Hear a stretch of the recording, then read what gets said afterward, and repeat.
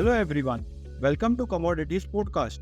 This is 𝗀𝗫𝗀𝗃 from Sharekhan BNP Paribas. Today we have an update on natural gas.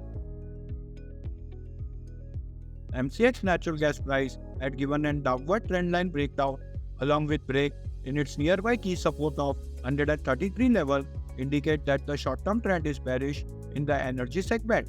However, natural gas price witnessed a strong upside bounce but failed to breach upper key resistance of 155 level, that is 78.6% of previous fall in the past as per above chart.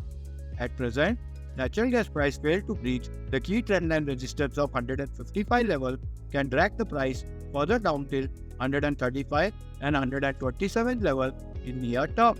On the other hand, key resistance hold at 157 level and break above will act as a trend reversal. The price indicator is bearish. Thank you.